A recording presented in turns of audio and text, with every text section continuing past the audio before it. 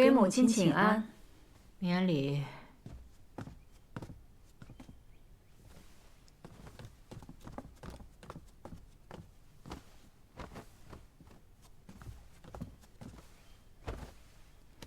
给祖母请安。请起。谢祖母。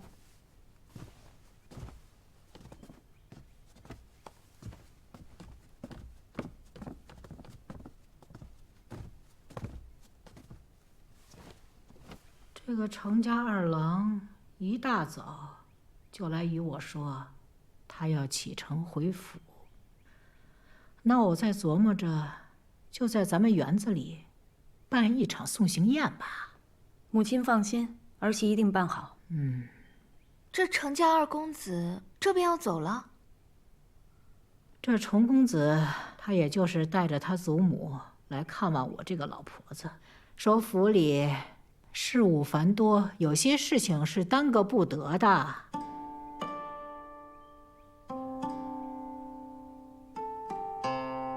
行了，我和海如有重要的事要说，你们回吧。我们先退下了。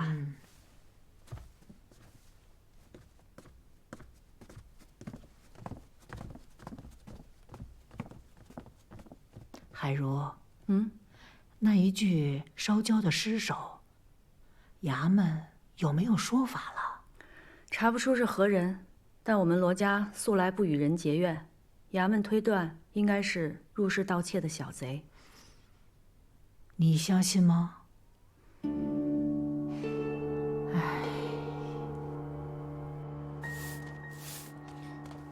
七姑娘，我们家公子近日身体有些不适，正在休息。身体不适？哎，七姑娘，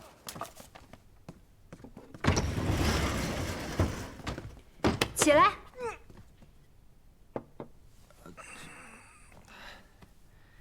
怎么了，七妹？你们先出去。没事，出去。是。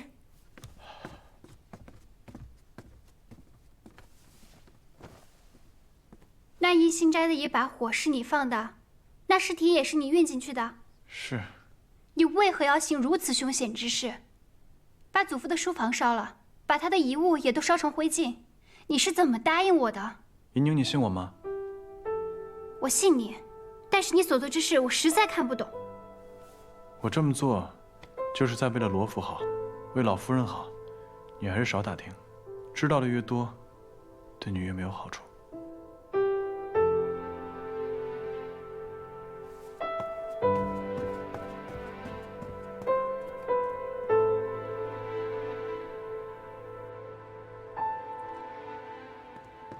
姑娘，看看谁来了。姑娘，青渠，你可回来了？这一路上可还好？一路上还算顺利，我结识了曹帮2个张家兄弟，帮了我不少忙。曹帮？我也是半路才遇到他们的。当时哥哥受伤了，我救了他，他们为了感谢我，就一路上护送我回来。姑娘放心，此2人很可靠。你素来谨慎，我自是信你的。那个孟大夫在哪儿？已经在客栈落脚了，张家兄弟替我看着他呢。好，我去找他。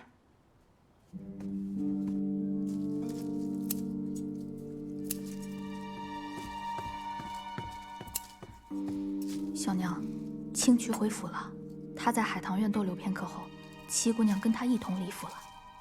让五爷跟紧了，这事儿务必办好。是。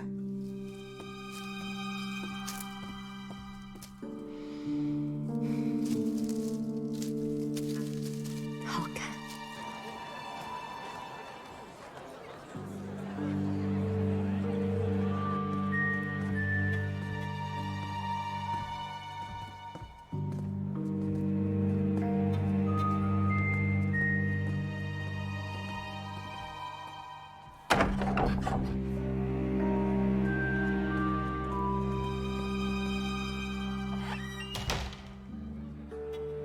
公子，那个乔武已经在楼下张望半天了，我要不去把他收拾了吧？给七姑娘稍微提个醒就行了，不要太露痕迹。其他的事情有张家兄弟在。是。以上所言，皆是事实。老夫所作，有违医者仁心，这些年来，也是常常自责。那孟大夫，你是否愿意出面作证？那是自然，要不然我也不会跟着青曲姑娘进京了。孟大夫，那就麻烦您了。哎呀，哪里哪里。二位慢走，得空您再来。哎，客官，里边请，里边有雅座。来。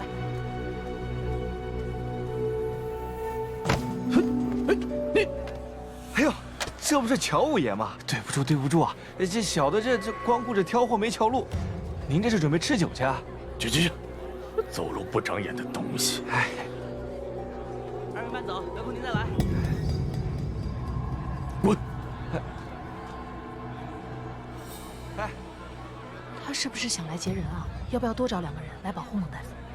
不用，不要让张家兄弟跟孟大夫跟得太紧。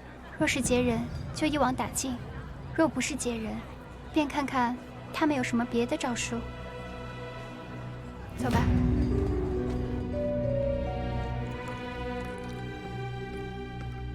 小娘，五爷递消息来，事已办妥。那就好。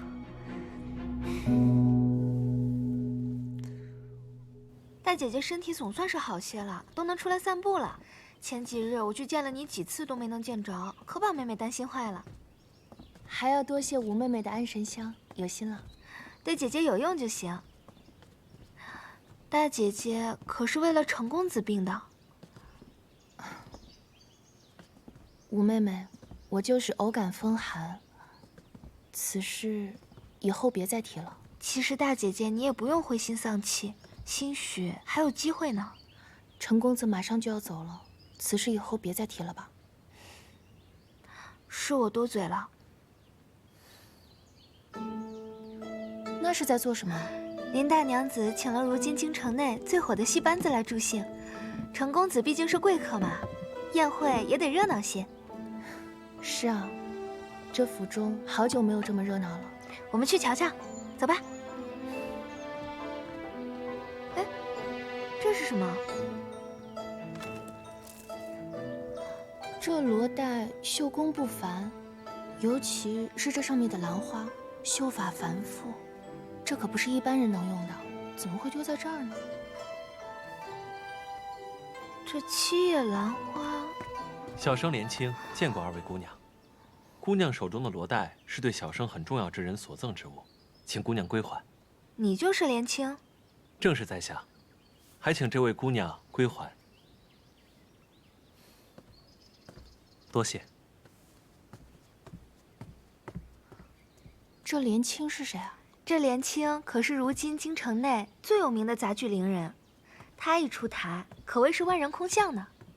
只是这么精致的罗带，怎么会是她的东西呢？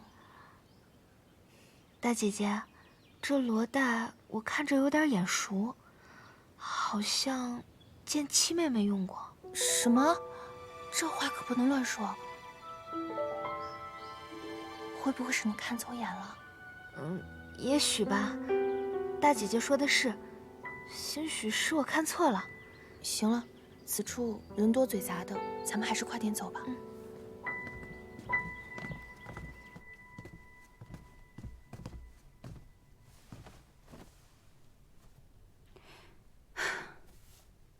姑娘，你这几日怎么又憔悴了？可是哪里不舒服？没事，我就是觉得有些头疼。这宴席马上就要开始了，您要紧吗？可能是因为昨夜雨太大，有些受凉了吧。你让厨房做一些姜汤，直接带到宴席就好。好，那我先帮您梳头。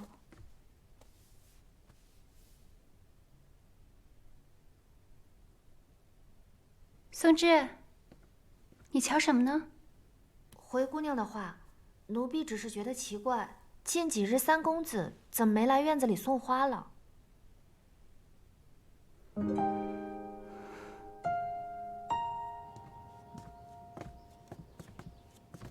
姑娘，昨夜刚下了雨，今日天气又凉了许多，您的身子受得住吗？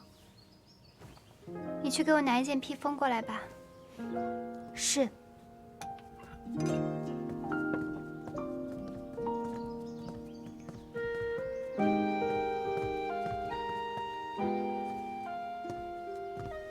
见过三哥。秦妹妹，今日天凉，还是要多穿一些。倒是三哥，整日日理万机的，还是多注意自己的身子吧。对了，我的事情你还是别管了，有些恩怨与你无关。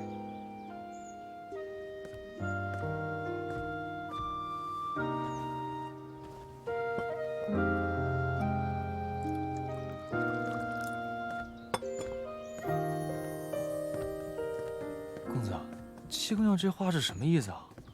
莫不是她已经知道了你在外面忙她的事儿？别多事儿。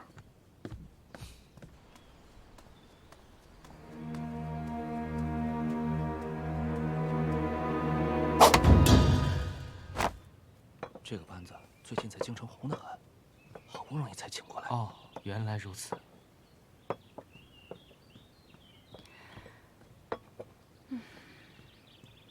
母亲，祖母什么时候来？我好饿呀。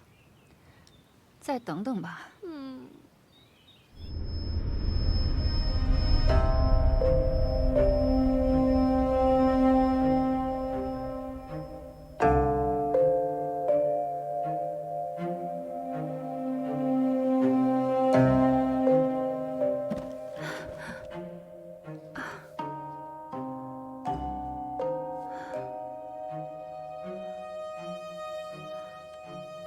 醒了？你是谁？我是谁？七姑娘竟然还不知道？这定情信物都送我了，你说我想干嘛呀？我当然是要……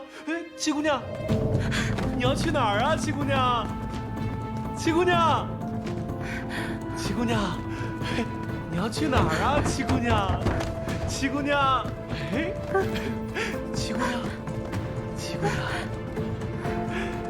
七姑娘。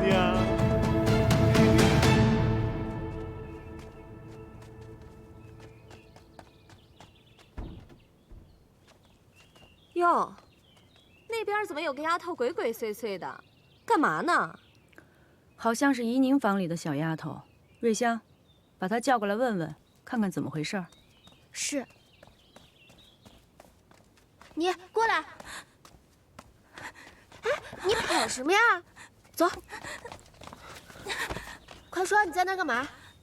七姑娘让我在偏院门口守着，若有人来了，立马去告诉她。你这话是什么意思？你家姑娘现在在何处？就在里面。就七姑娘一个人在里边？还有一男子。七姑娘，我可想死你了！伤风败俗的孽女，给我滚出来！怎么是你？父亲以为是谁？怡宁呢？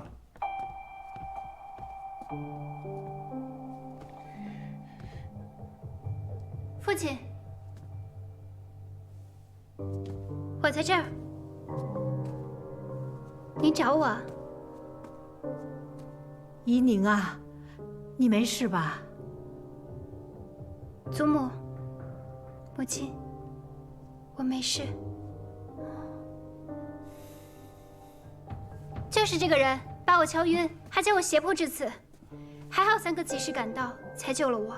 七姑娘，你胡说什么呢？不是你约我在此相见的吗？这不是你让小丫头带来约我见面的信吗？的确是七姑娘让我把信交给此人的。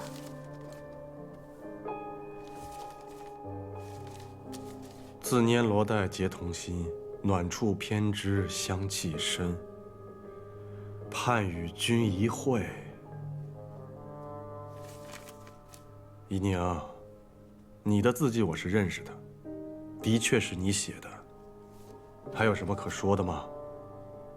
父亲，字迹可能是模仿的。再说了，这小丫头虽然是我院子里的，但并非跟前儿的。这么私密的事情，我怎么可能交与她呢？对啊，贴身丫鬟应该是雪芝。姑娘，不是你说怕雪芝姐姐出面太过显眼，所以让一个衍生的丫头来办吗？哦，对了，还有，这是你我相识时你送我的信物，我一直贴身带着呢。这不是当年我赠予你母亲的罗带吗？这条罗带我见过，我和大姐姐曾在院里捡到过它，正是此人匆忙赶来相认，还说是于他一个很重要的人送他的。此事大姐姐可以作证。这条罗带，我让松枝带去洗晒，洗晒时弄丢了，我还十分心痛，毕竟这是母亲的遗物。住口！不知廉耻！我看你分明就是在狡辩。白管家，在，把七姑娘和这个伶人分别给我关起来。行了，让怡宁把话说完。谢祖母。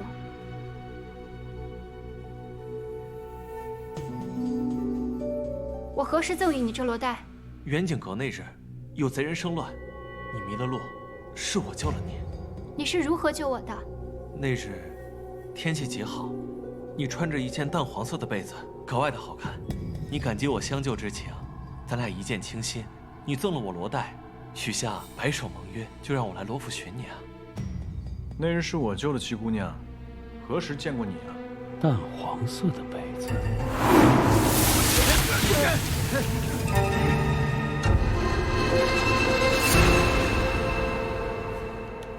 三公子就不必再替我们遮掩了。那是第二天早上我们遇见了你，七姑娘说你是她三哥，凡事呢都要替她遮掩。但如今我与七姑娘之情，就不必再隐藏了吧。七姑娘，你要相信我，我定不会负你的。母亲，家门不幸，我打死你！住手！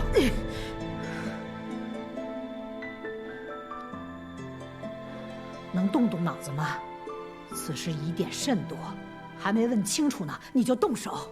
母亲，如今人证物证俱在，如果再问下去的话，就是丢咱们罗家的脸。你说你在远景阁何处救了他？当日那么乱，你又是如何脱身的？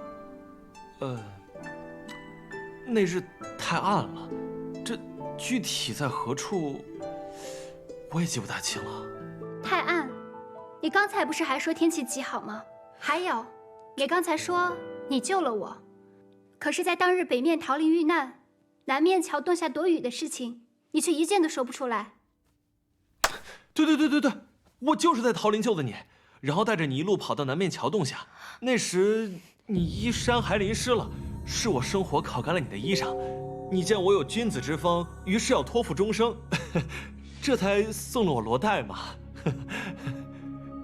远景阁北面是汴河，哪儿来的桃林呢？南面才是桃林，可没有桥洞，而且那日哪儿来的雨？你这个戏子，真是阎罗王出告示，鬼话连篇。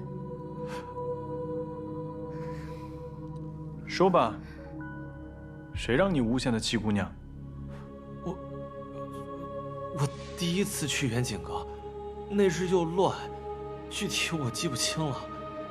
但这罗带，确实是七姑娘赠我的。父亲，这罗带与您送我母亲的不是同一条，您仔细看看。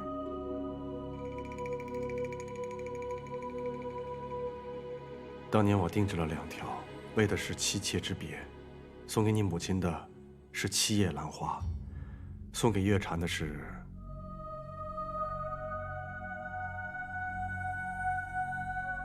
6叶兰花。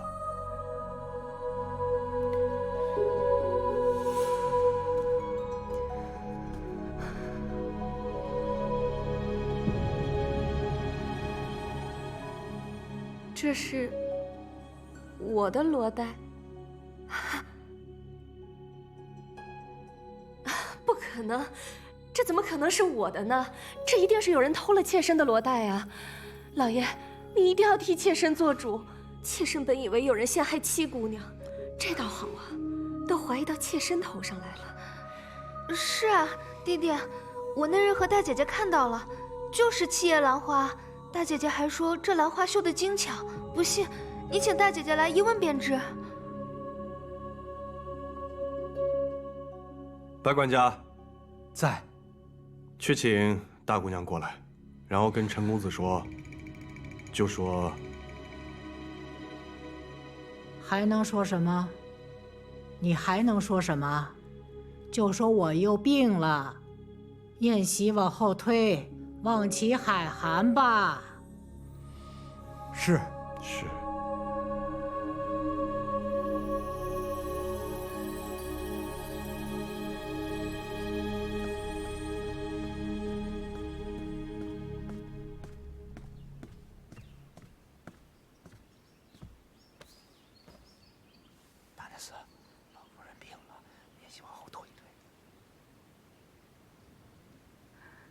知道了。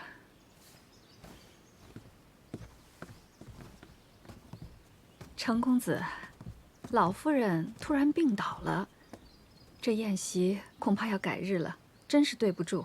老夫人病得可要紧，我去看看吧。不劳烦程公子了，现在老夫人的院子里全是人，我也得赶快去伺候着。既是如此，那我也不便多叨扰。今日我就离府，烦请陈大娘子替我转达。多谢程公子。秀儿，你跟山哥快回院子去吧。啊，我也想去。哦，走吧。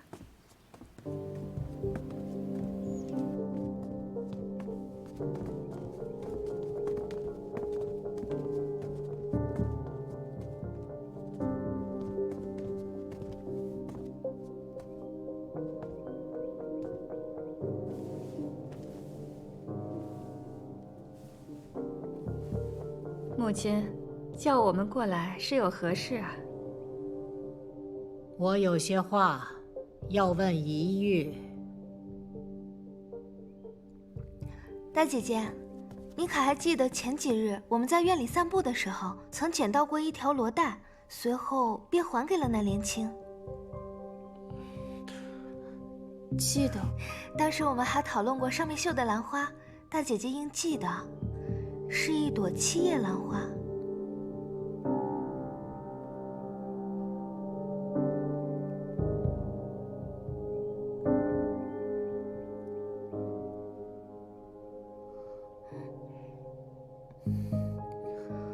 我只记得是一朵兰花，但忘了是几叶了。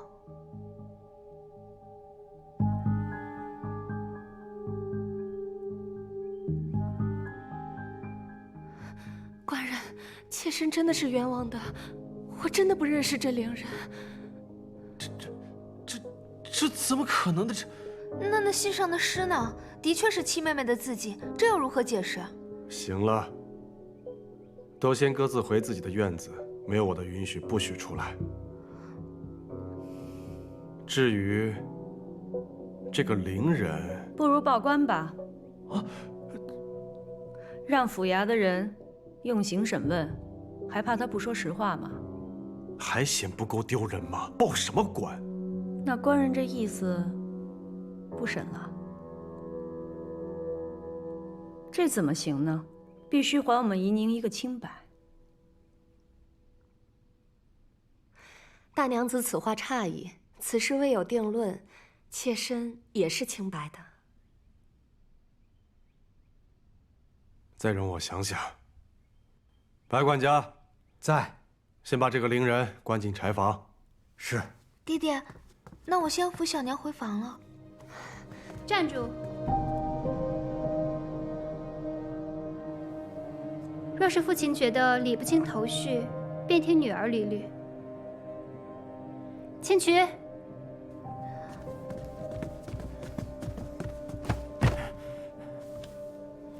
父亲，这位就是陈四，乔五爷的手下，也是之前在木樨堂服侍过的吕妈妈的儿子。那天在远景阁，就是他持刀追我的。是乔五爷吩咐我，听小娘的差遣，去抓七姑娘的。还有我娘的事儿，也是小娘给了我娘1包银子，让我娘去套话的。其他我什么都没有干，求二爷饶我一命。你别血口喷人哈！你还有什么证据吗？我这儿有乔五爷吩咐我替小娘办事的手信，只要把乔五爷往日的信件拿出来比对一下字迹就行。字迹亦能伪造，谁知道是不是你买通了人，特意陷害我小娘的？我姐姐这时候知道自己是可以伪造的了。二爷，事已至此，必须查个水落石出，不能再息事宁人了。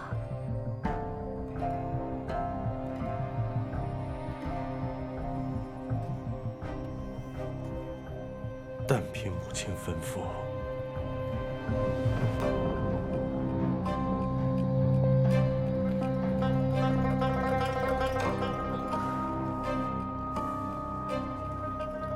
开敬堂。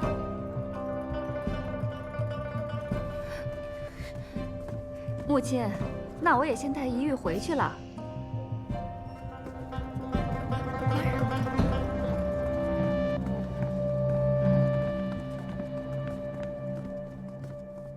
三哥，多谢。七姑娘，七姑娘，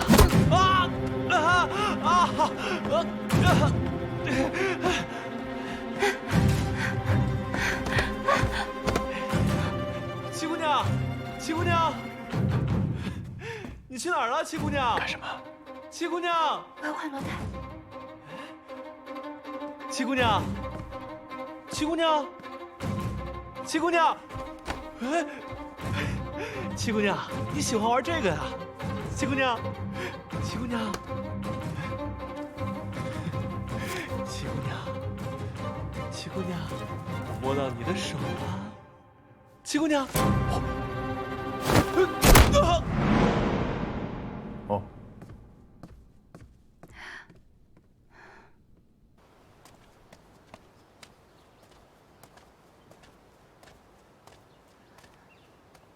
母亲，女儿不是有意要……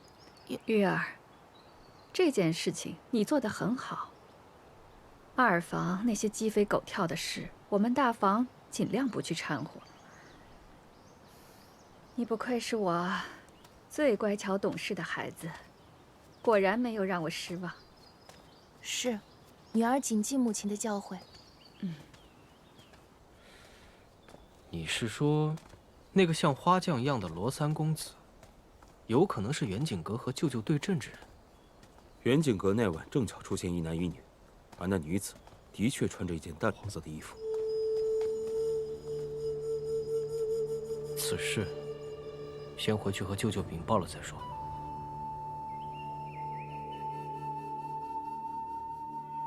乔月禅，这么多年来，我念你为我们罗家育有一儿一女，所以我就缺少对你的管束了。但我万万没有想到，你竟然行下如此恶举，蓄意谋害婆母，远景阁劫杀嫡女，如今你还想毁其清誉，你可知罪？老夫人，陈四说，是乔五爷吩咐他做这个做那个，那也只是一面之词啊。乔五爷本人并不在此，陈四敢跟他当面对质吗？父亲，小娘服侍您多年，一心为您，她不会做这样的事的。爹爹，我小娘每天只关心您是不是冷了，是不是饿了，她心里只有您啊。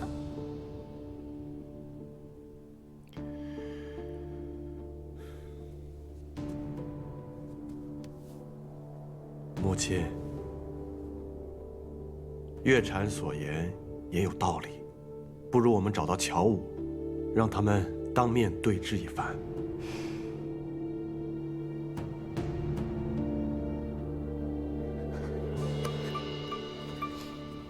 月禅，你。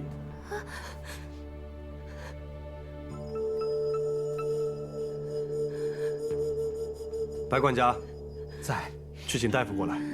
是。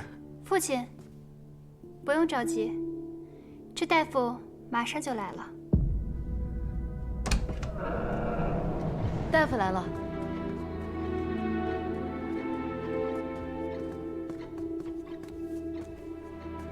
陈大夫。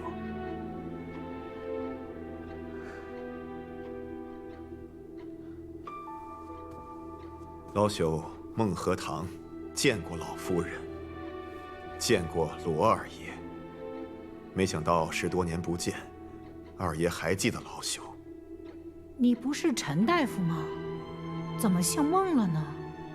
此事说来惭愧，老朽姓孟，扬州人士，只因乔小娘不愿让旁人知道她和老朽是旧相识，故谎称姓陈。老爷息怒，妾身确实去到扬州找他瞧过病，也只是相信他的医术，又很担心专程从扬州请个大夫进京会遭人诟病，这才请他一名。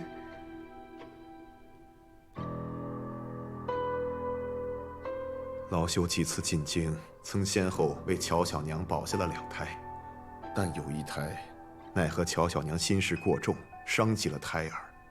老朽虽尽了全力，还是功亏一篑。乔小娘为了不让老朽说出此事，亲自买了宅子，赠予老朽。老朽一时迷了心窍，便照他吩咐所说，滑胎是七姑娘所做，老朽对不住七姑娘。乔月禅呐，乔月禅，你自己保不住你的孩子，居然嫁祸于人，嫁祸于一个小姑娘，居心何其毒也！可怜的怡宁，因为此事被赶去了别院，一去就去了10多年，这些都是拜你所赐。你这是诬陷，你就是诬陷！你说我送你宅子，你有何证据？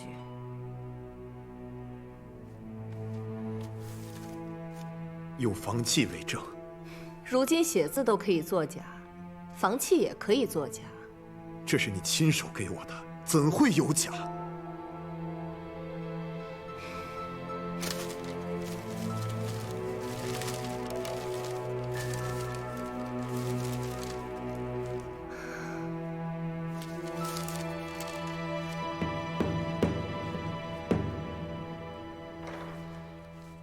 房契上写的是庚子年的4月初5，那日莲儿生了场大病，我去寺庙如素祈福，官人担心我腹中的孩子，亲自陪我去的寺庙。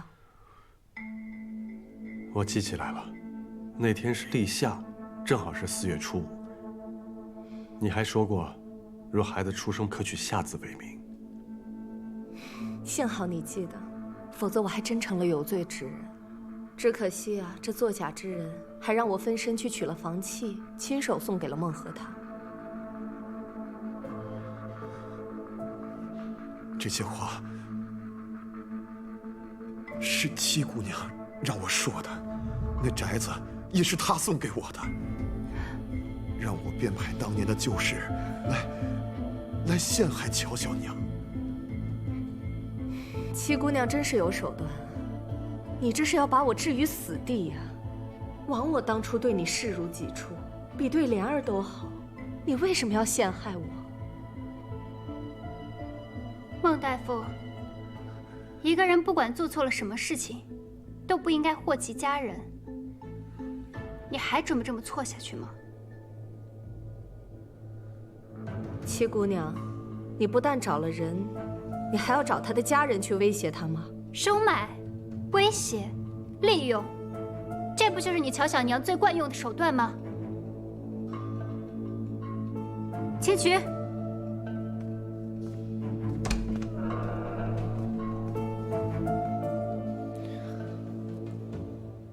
公子，你的伤口渗血了，这样下去让人发现可不得了。张家兄弟把救的人交给青菊了吗？连同乔五爷一起交给金渠了。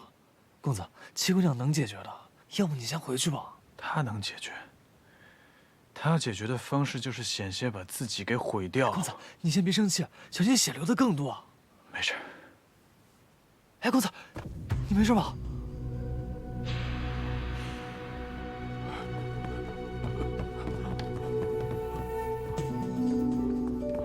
姐，你别怪我，这件事情瞒不住了，我全都招了。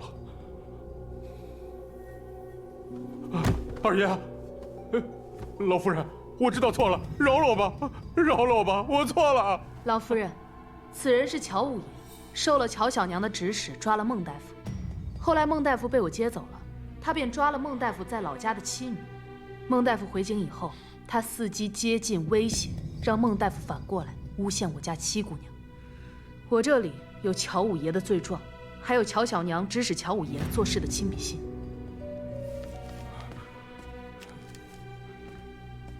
还有她，是乔小娘院子里的李妈妈。当年乔小娘栽赃嫁祸之时，她亦可以作证。李妈妈，你不是告病回乡了吗？大娘子，因为老奴知道乔小娘当年对七姑娘还有顾大娘子所做的恶事，她怕老奴离开她的院子之后说漏嘴，于是威逼着老奴离开，又在半路想加害于老奴。幸得金曲姑娘相救，快走，老奴愿作证。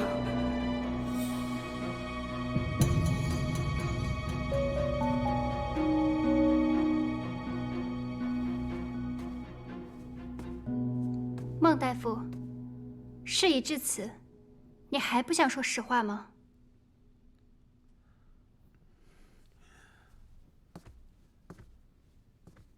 当年，乔小娘曾向老朽要过一本医典，上头有个方子，可以致人产生滑胎之象，而不会真正的伤害胎儿。老朽也是后来在药渣当中知晓此事的。可当时顾大娘子已然离府，老朽也不便再多言。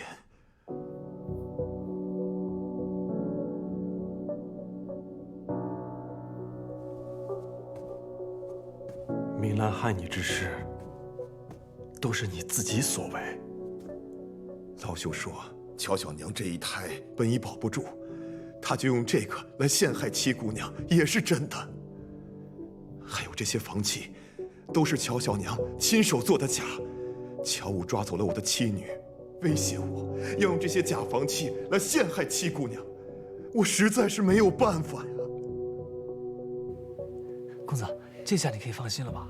你为七姑娘的事儿鞍前马后的，真的已经尽心尽力了。嗯。哎，公子，公子，咱们先回去。哎，走。来。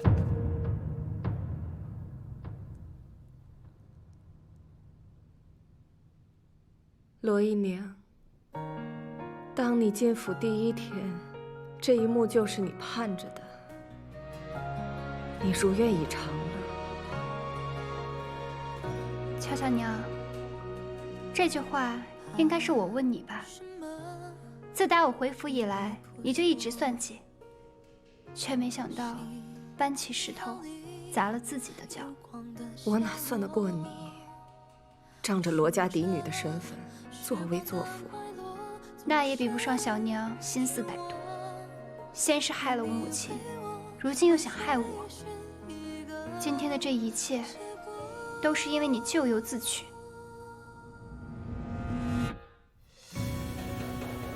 那今日凌人之事，也是你收买了，来陷害依宁的清白。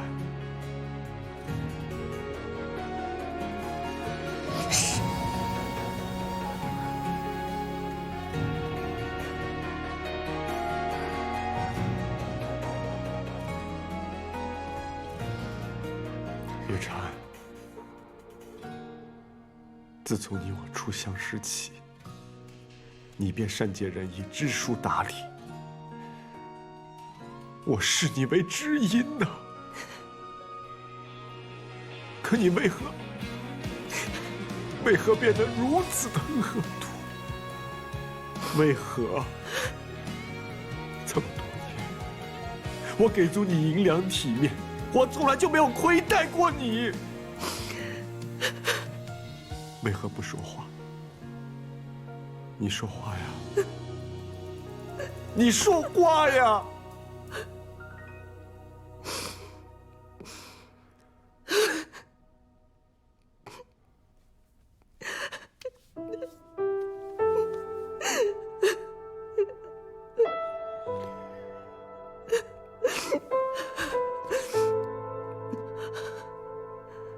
我现在还说什么？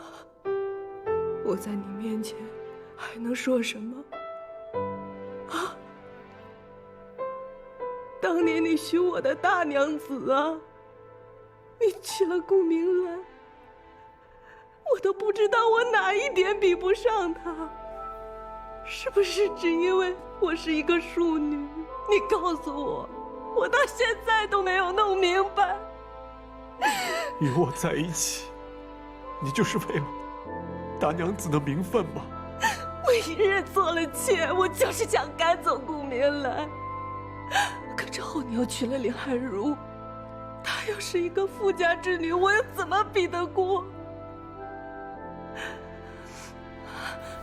我看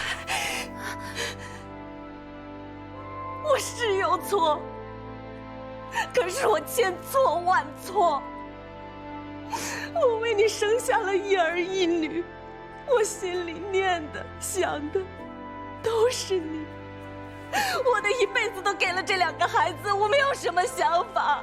我希望我的2个孩子能够为罗家光宗耀祖，你明白吗？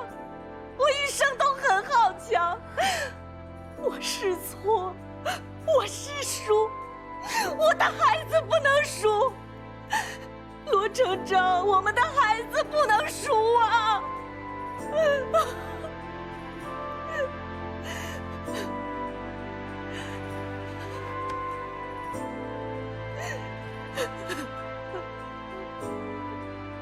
你错了，回不去了。